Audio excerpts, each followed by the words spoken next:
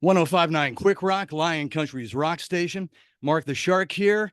And our guest today, a big round of applause, Dorothy. Thank you for joining us today. Thanks for having me. Fantastic. And where are you zooming in from today?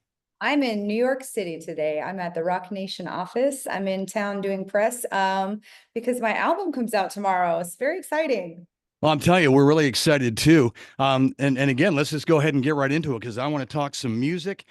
We want to talk about your live tour. We want to talk a little bit about you personally as well. So the album comes out tomorrow. Now we're recording this interview on Thursday, March 13th. Your brand new album, The Way, is scheduled for release on Friday, March 14th. And obviously, you're really excited about that. What was the inspiration behind the album title, The Way? That's a great question. I love how this happened. So I could not think of an album title. I just knew I wanted it to be something very powerful. And when I was reading the story of the road to Damascus, I read the line that said, Saul was persecuting those who belonged to the way. And when I saw the words, the way, I just had chills all over my body. And I said, that's my album title. And I texted it to my producer and our group chat of songwriters in Nashville. And I said, guys, I have the album name. It's The Way. And then when I went to Nashville to start writing some music with them, Blair Daly of the Four Horsemen said, I was really inspired by your title, so I wrote you a ballad. And he played it for me, and I just started crying like a little baby. And it's the last song on the record. It's the title track. And it's really a love letter to the fans. And it just kind of came full circle. So you never know how these miraculous things happen. Now, you obviously mentioned the story from the New Testament about Saul of Tarsus on the Damascus Highway, who then, after his conversion, became the Apostle Paul. That's correct. And it's obvious that you are a person of faith, and you talk pretty openly about that. So, a lot like the Apostle Paul, a lot of people, when they come to know the Lord as their Savior, they have that come to Jesus moment. And I was wondering if you could let us know about that point and period of time in your life. What were maybe some of the circumstances or events, that led up to that, and what are some of the changes in your life since that time? Absolutely. I love where this interview is headed. I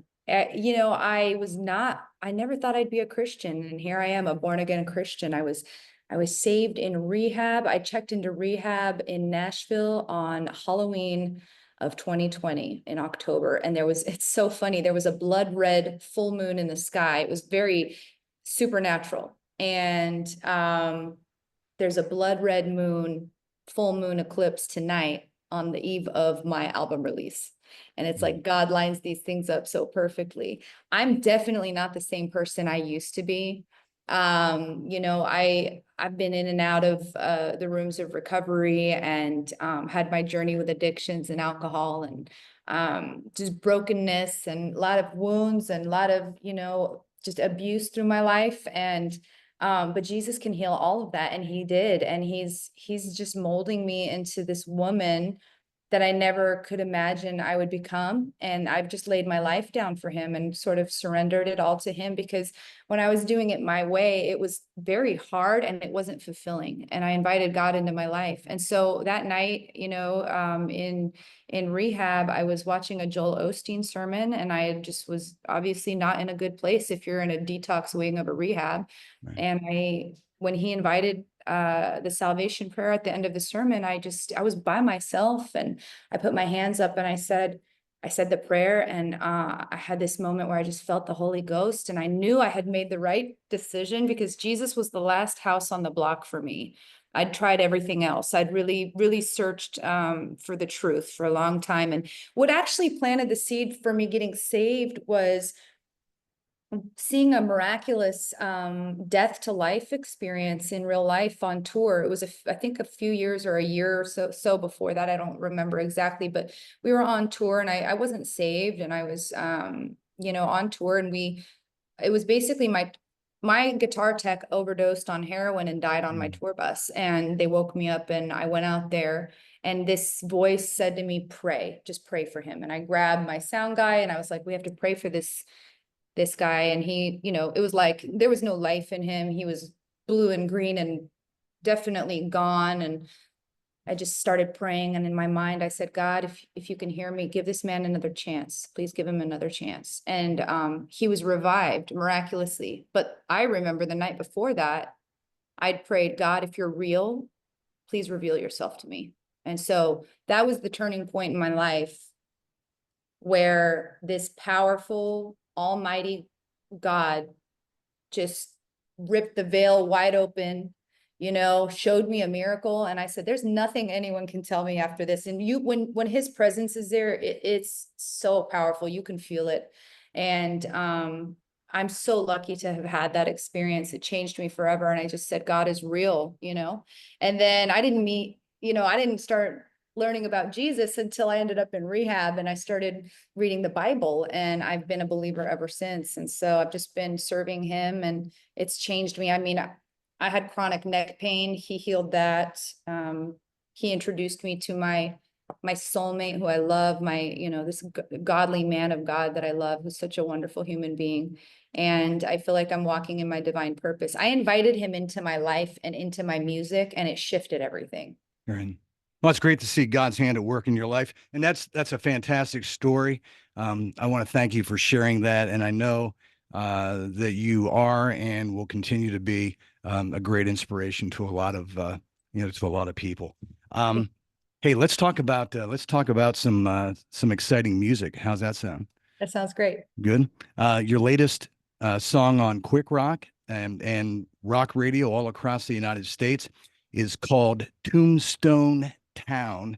And what's really exciting about that is it features a legend, iconic guitar player Slash. And I just want you to tell us a little bit about that experience and how that collaboration came together, and what it's like, performing like that.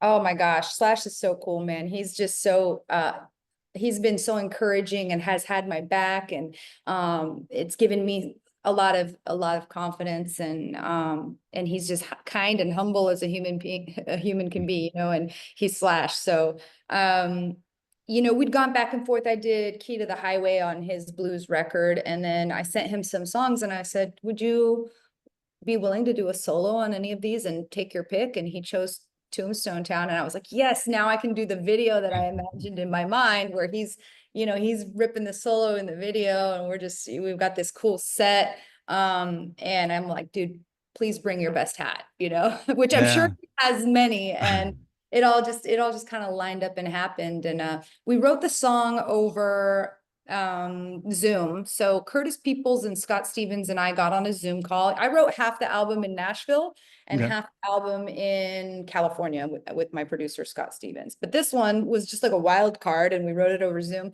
And Curtis said, hey, I have a title. It's Tombstone Town. And we're like, that sounds like a Clint Eastwood movie, or that sounds like Yeah.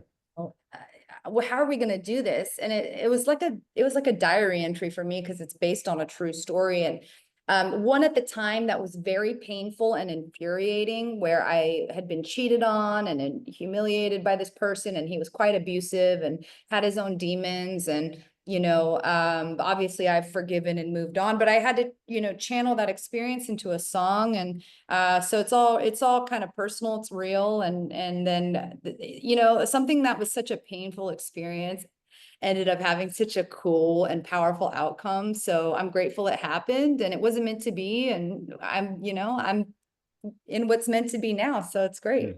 That's how that's. And I got to show you something, okay? Because I'm Yeah. as excited about the song, I think, as you are. I've been in radio for quite some time. I'm just one of those old fart radio guys. And when I saw that Slash was featured on Tombstone Town, it just conjured up some great memories of my earlier days in rock radio. I had a couple of chances to meet Slash in person. The very first time was actually before Guns N' Roses broke, Oh, back in the very late cool. 80s, back when Appetite for Destruction just came out. They really hadn't busted through yet with the big stuff, and had a chance to meet the guys, backstage in the Philadelphia area. But we've always supported, that band at Rock Radio. And since you're in the music business, I think you'll get a kick out of this. So I gotta show you something here that Slash and the guys gave me back in the day. I'm not sure. Can you see that? Oh, that is cool. Yeah. Okay, that was given to me from the record company and the GNR to celebrate whatever 3 million copies of their That's a nice plaque. Use Your Illusion, I believe, is the was the double album that came out. But anyway, um, that's one of my great memories that gets conjured up. And again, is there anybody else that you would really like to collaborate with that you haven't collaborated with yet? Yes, Lainey Wilson, country artist Lainey All Wilson. right, She's fantastic. Yeah. all right, got it. All right, let's talk about You know, Tombstone Town. or Hardy. That'd be cool too. And I would open for him in a heartbeat. Got it. All right. The hopefully they'll hear that and they'll give you a call. To talk about Tombstone Town, just to talk a little bit of the industry right here. Billboard Magazine, Active Rock, you're at number 21, and moving up. Media Base is a data collection company, and Dorothy is at number 19, I believe, right there. Let's go. However, at QWiK Rock, Lion Country's rock station, where Dorothy Tombstone Town is in power rotation, Dorothy is at number 7. I just ran this off this morning. Number 7 and moving up. You're right there between Daughtry and 3 Days Grace. That's nice. Okay, if you Lucky can see number that. 7. And I have no doubt in my mind that Tombstone Town, will be one of the number one songs, here at QWiK Rock. Out of all the songs that you perform that are your own songs, what's your favorite song to perform? Well, we did some shows with Godsmack, and it was my first time playing Mud, and that was so fun to do live because Okay. it's all about attitude. I didn't think I'd be able to pull it off. I don't even think I rehearsed it until the sound check the day of the show, Right. and it was great. It was so much fun. Right. You've played a lot of venues. Is there any particular venue or location that you've played that is exceptionally memorable to you? A favorite room, a favorite stadium, a favorite place? I always forget the dang name of this theater, but it's in, oh my gosh, I think it's in New Jersey. Okay. Maybe it's the Hawthorne Theater. I don't know. I'm probably not getting the name right, but Terry Carr from WMMR was there, and Yeah. it was a fantastic show. The room sounded incredible. It was, she said, I've seen you a bunch, and that was one of the best live performances. And I'm like, I felt that one. I really felt the power and the energy there. So I don't know. I always brain fart on the name, but it's that show. I know the All right. show. I All know right. that Terry Carr was there. Okay, we know there's a theater in New Jersey, and Dorothy just loves to play there. You're coming to our neck of the woods here in Pennsylvania, and we just got news yesterday. I've got the show flyer here. Dorothy at Mickey's Black Box in Lidditz, Pennsylvania, and I'm going to let you go ahead and announce the great news about that show. Oh my gosh, it's so exciting. The show is sold out, but luckily we know a guy. At QWiK Rock, we've actually got the last remaining tickets, I believe, for that sold out show, and we're going to be giving them away. So that's a great thing. You're on tour at that particular show. You're with one of our Canadian friends, Corey Marks. Have you had a chance to meet Corey? Have you played with No, Corey yet? I have not met him yet, no, but I'm excited to start the tour, and it's Yeah. not too long of a trek, so it's definitely going to be a short and sweet power pack tour. Yeah. I had a chance to interview Corey Marks here just a couple of months ago. And there's one thing I noticed from his interview and also listening to some of your other interviews. You both have a common appreciation for the band Nickelback. Oh, well, I mean, who doesn't love, listen, if you say you don't love Nickelback, you're lying and you're just a liar. So What a great band. And again, we're proud supporters of Nickelback here. oh wait, I can't say that. Never mind. Well, I okay. don't know if it's announced. I have no idea. I don't want to talk about other people's business. Okay, all right. Um, so okay, so you're okay, so Friday, March 14th is the release of The Way. And is that going to be released on all, I mean, vinyl? I know a lot of people here at QWiK Rock. You met Noah a little bit ago. I know he's a big vinyl fan. So are all the formats Oh yeah. going to be released vinyl, Yeah, and CD, we're tablet? making cassettes. I'm a CD girl. All right. I love it and appreciate the vinyl and the layout. It's just really beautiful, and I love giving it to people. But I have a CD player in my car, and we're making cassettes, and obviously you can stream it on all the various platforms. So yeah, it's Yeah. we're getting it out there. We're just putting it out there. All right. And a little more, so you can give us a little more insight to you, Dorothy. Let's turn back the hands of time a little bit, back to a much younger, Dorothy, Oh, talking about CDs and records and things like that. So, what was it that you were buying and listening to, oh. growing up? What are some of those inspirational bands? Everything. I mean, I listened to everything. I started off with my parents' record collection, which had like Johnny Cash, Michael Jackson, Earth, Wind and Fire, Pink Floyd, Creedence Clearwater Revival, Bob Marley, Wow. Janis Joplin, just everything. A lot of folk music and rock and roll, Elvis. Like just I listened to everything, and I went through a phase as a kid where it was just always the oldies station on the radio. And Right. then when I started buying CDs, I was just buying everything. I had a lot of pop CDs. I mean, who didn't have the Spice Girls albums? I did, I'm not ashamed of it. Like they were rad. Say They say you were want what you really really want. every Yeah. girl, every little girl. I mean, come on. Yeah. But Okay. then I started getting into like Creed and Audio Slave and Nirvana and all the rock and roll and subgenres of rock, and so yeah, I just like listened to a lot of music in my childhood. All It's right, hard. yeah, it's just a giant big melting pot, and that's great. So, all right, so you have the album release, The Way on Friday, March 14th, and then a week after that, the 21st, your life starts getting real busy because that's when you head out on tour, right? That first show, I believe, is in LA. Yeah, Is we that have right? we're playing the El Rey Theater in Los Angeles on March 21st, and Slash is joining us for a few songs, so that should be pretty fun. All right. So, what do you like best? Do you like the recording studio, writing and recording, or is it the live performances that really excite you? I like writing the songs and then performing the songs, especially when they're new songs because it's a new experience and it's fresh. And so yeah, it's fun to create something out of thin air and then play it live. It's totally two different experiences and they're both very fun. Right. We've been talking with Dorothy.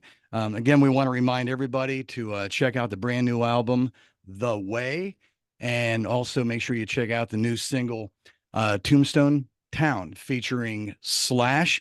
And the best way to hear that song is right here on 1059 Quick Rock, Lion Country's rock station. One question, Dorothy, I always like to ask everybody I talk to, if you were stranded on a desert island and you only had one album, one CD that you could listen to for the rest of your life, what album would that be? Higher Power by Scott Stapp. That's the one. That's the one. All right. And would you listen to that on CD or vinyl? CD All right. with a Walkman, but with earbuds, in the ear, not on the ear. Okay, got it. Again, we are looking forward to seeing you, Dorothy, and also our good friend Corey Marks at Mickey's Black Box in Lidditz, PA. Again, that show is sold out. Quick Rock, we've got some of the last remaining tickets that we're giving away. Again, thank you for your story. Thank you for being an inspiration. And again, we want to thank you so very much for taking time and talking with us here on 1059 Quick Rock. It's my pleasure. Thank you.